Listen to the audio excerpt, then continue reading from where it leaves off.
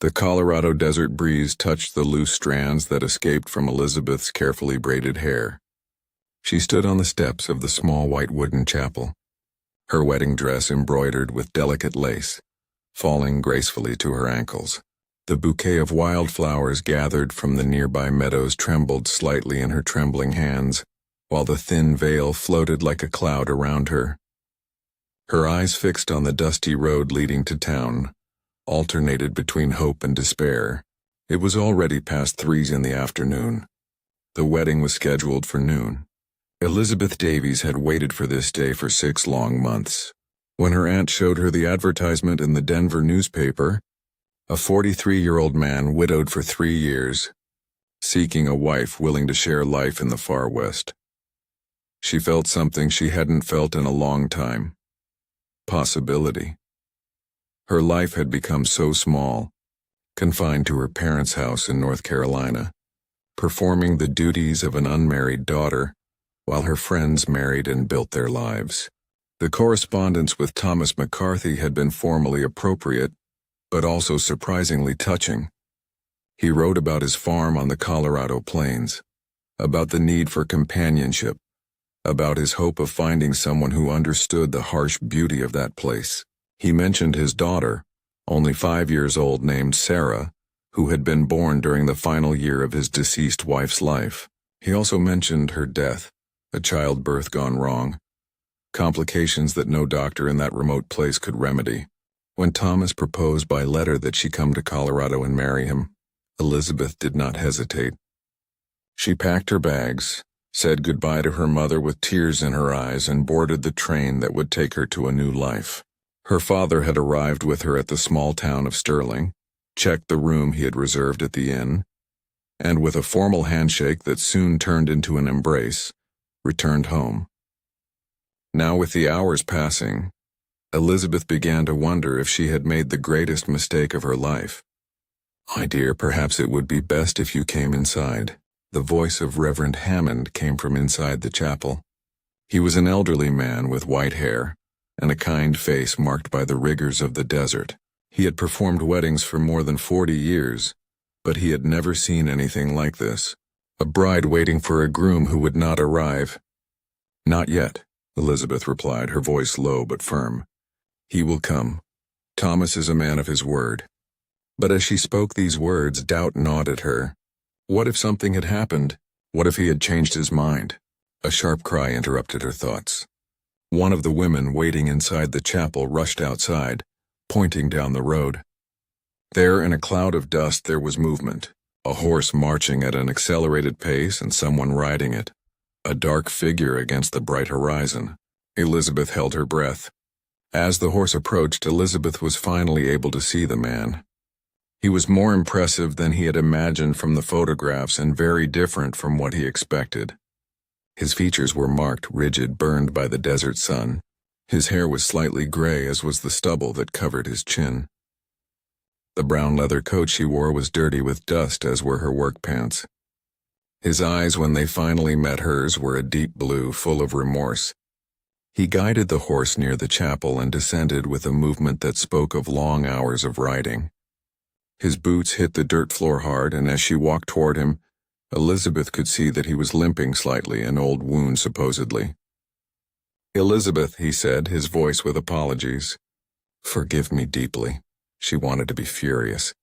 He wanted to throw the bouquet on the floor and shout about how he had wasted the whole day. Dear reader, before we continue with Elizabeth and Thomas's beautiful journey, I would like to ask for your support.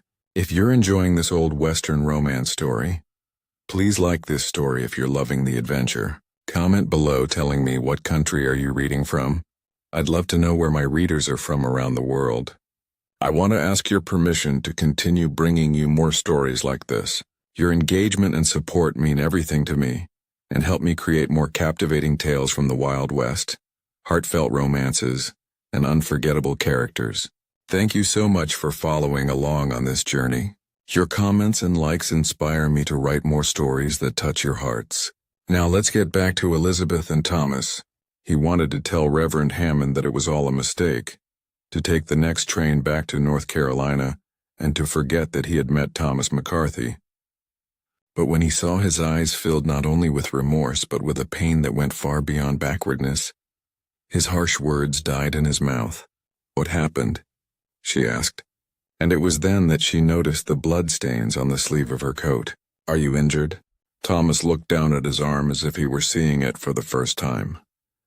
"Sarah," he said, his voice breaking, "my daughter this morning, she fell from the corral. I was playing with one of the fosse. It shouldn't have been there. I should have," he paused, controlling his emotion. His arm was broken. "I had to ride to the neighboring farm to bring the doctor. He only arrived an hour ago. She has her arm in a cast now, and Dr. Chambers says she'll be fine." But he looked at her again, his eyes tear-airy. "I should have sent a message, but it all happened so fast and Sarah was screaming in pain. And he took a deep breath, trying to recover. "I have no excuses. You waited here, dressed, ready, and I didn't even have the courtesy to warn you. You're right to be furious with me." Elizabeth looked at this strange man who was supposedly her future husband. She saw the genuine anguish on her face, the concern not for her own needs but for the well-being of her daughter. He saw someone who had left his marriage waiting because there was someone who needed him more. She placed a hand on his injured arm carefully. "Your daughter, are you okay?" Thomas nodded, looking surprised by the question. "Yes, scared, but well. Dr. Chambers says that in a few weeks it'll be like new."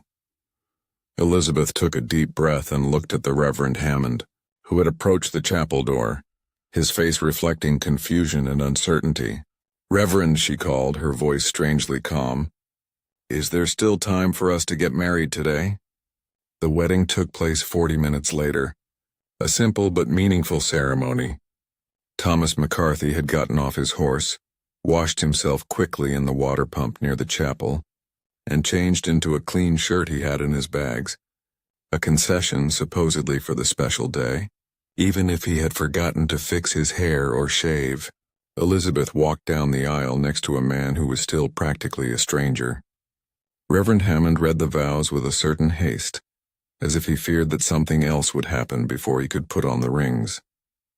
When Thomas glued the gold ring to her finger, a simple but elegant ring, his hand was shaking slightly.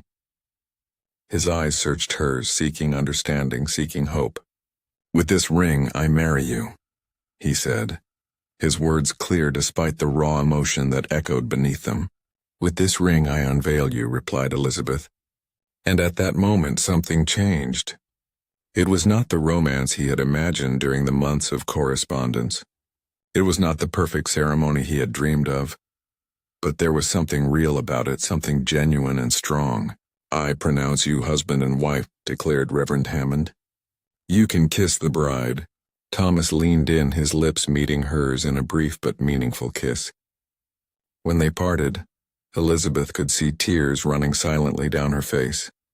Thomas's farm was only a 3-hour ride from the town, but they couldn't leave Elizabeth on the horse in her wedding dress. Thomas had made arrangements.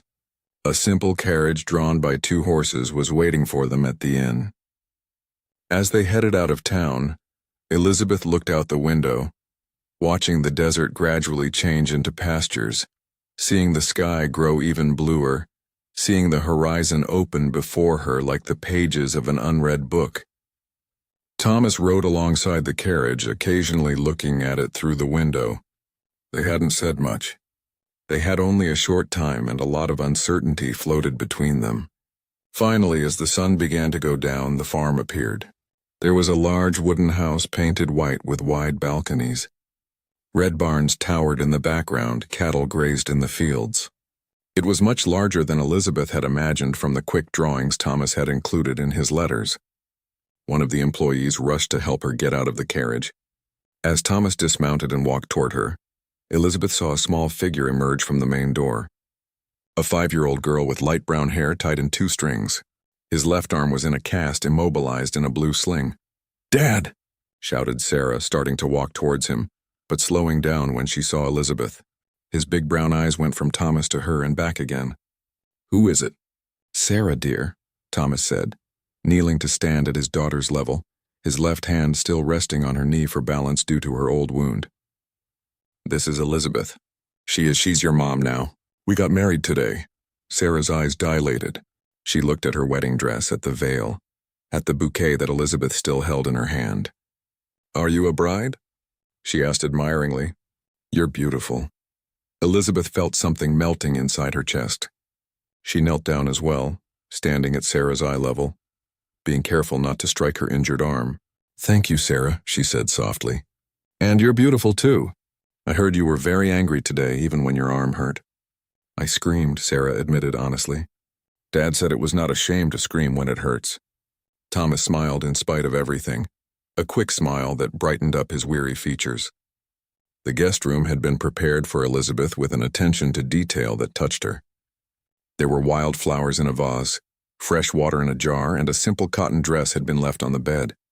One of the little dresses Thomas had mentioned she would need for life on the ranch. She was changing her clothes, removing her wedding dress and all the perfect hopes it represented when a light knock occurred at the door.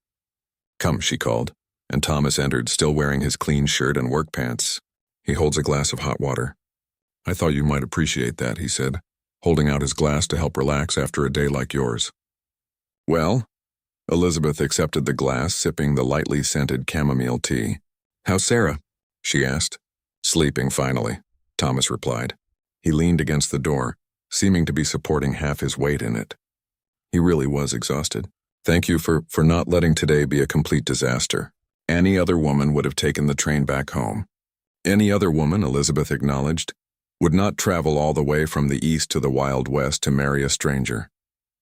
A tired smile crossed Thomas's face. No, I guess not. He took a deep breath. Elizabeth, I need you to know something. I'm not asking for love. Not yet, I'm not even asking. He paused, uncomfortable. What I want to say is that I understand that this was sudden, that you went through a lot today.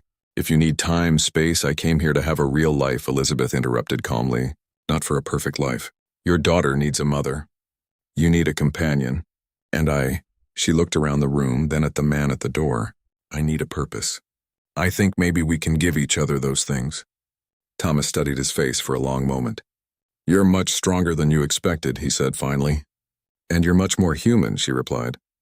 I thought cowboys were made of stone, he laughed. A brief but genuine sound. There is not enough stone to survive here alone.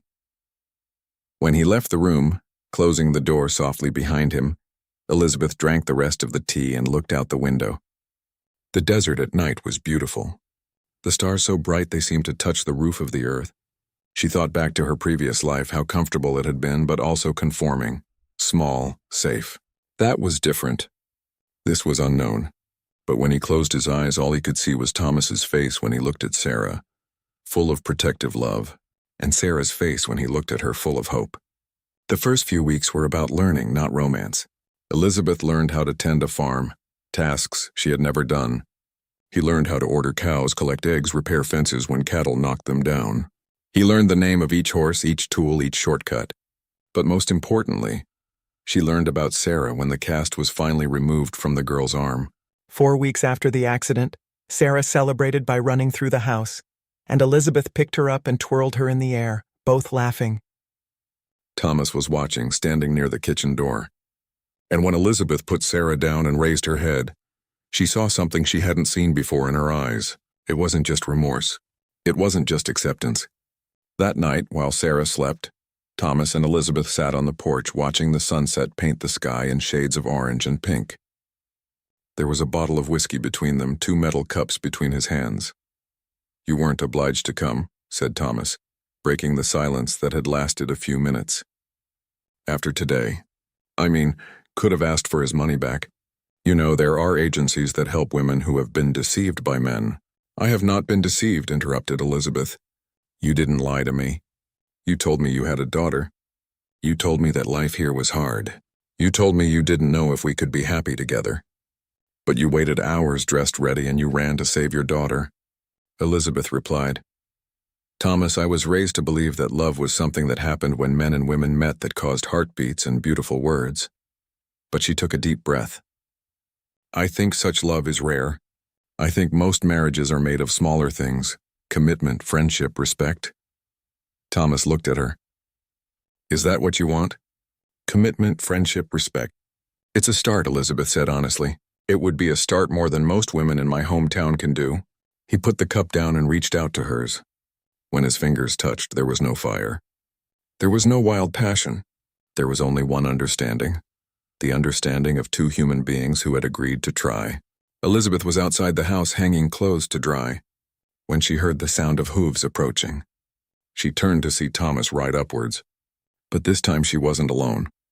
There were two additional horses, one thin and pale, and the other with a small child sitting in a secure saddle. Elizabeth shouted, Sarah, pointing, "Father brought me a horse." Elizabeth put the laundry basket down and ran to meet them. Thomas's smile was as radiant as the sunlight reflected in his blue eyes. "I thought it was time for Sarah to learn how to ride properly," he said. "And I also thought," he stopped, looking uncertain, "I thought it would be nice if we had another child around, one who was the same age as Sarah, perhaps." Elizabeth stood still. "What do you mean?" she asked softly. "I mean," said Thomas, getting off his horse with a nimble movement that spoke of thousands of hours in the saddle, "that if you were willing, I would like us to have a child, a daughter, a family." He turned to face her completely and saw that there was remorse in her eyes again, but also hope. "I'm not asking you to do it because I should. I'm asking because," he paused, searching for the words, "because when you smile at Sarah, I see the future. I see possibilities. I see a life I thought I had lost when my first wife died." Elizabeth felt the tears burn her eyes. "Thomas, you don't need to answer now," he hurriedly continued. "God knows that you shouldn't make important decisions about our lives in the middle of a dusty road."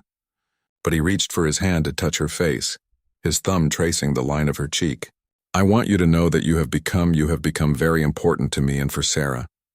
And if you were willing to stay to build this with us this time," it was Elizabeth who leaned over and kissed him. It was not brief or restrained. It was a kiss that spoke of months of working side by side, of nights where she had heard Thomas walking around the house, unable to sleep, as doubts plagued him. It was a kiss that spoke of how she had taught Sarah to comb her hair, how she had sucked the girl when she woke up with nightmares about her fall, how she had promised never to leave her. When they parted, Thomas was smiling. "Is it a yes?" "Yes," replied Elizabeth to all things. "Sarah, a life here, a family." Sarah screamed with joy from her horse, presumably because she had seen the kiss, and the adults laughed. The small white wooden chapel was decorated again, but this time with wild flowers harvested in the Colorado spring. Elizabeth was standing in front of the baptism, holding a little girl wrapped in a pristine white blanket. The baby, born just 2 months earlier, had the brown eyes of his mother and the dark hair of his father. Reverend Hammond smiled as he sprinkled water from the baby's small front. "I baptized her in the name of the Father and of the Son and of the Holy Ghost. Margaret Elizabeth McCarthy, welcome to God's family." Across the room, Thomas stood with his arm around Sarah, who wore a new dress and flowers in her hair. She watched the ceremony with childlike seriousness, understanding that something important was happening. When Elizabeth turned with the baby to leave the baptism, her eyes met Thomas's on the shoulders of her eldest daughter. There was no remorse in them now. There was only joy. Later, after the ceremony, while the small local community gathered for tea at the parsonage, Elizabeth found herself alone with Thomas for a moment, while Sarah ran around with the other children. "Do you still regret it?" she asked, leaning against him. "Of what? That I was late for my own wedding?" He laughed. "A few days to have found you? Never." Elizabeth looked at little Margaret, who slept peacefully in her arms. "She apologized to me once," muttered Thomas, "for the death of my first wife.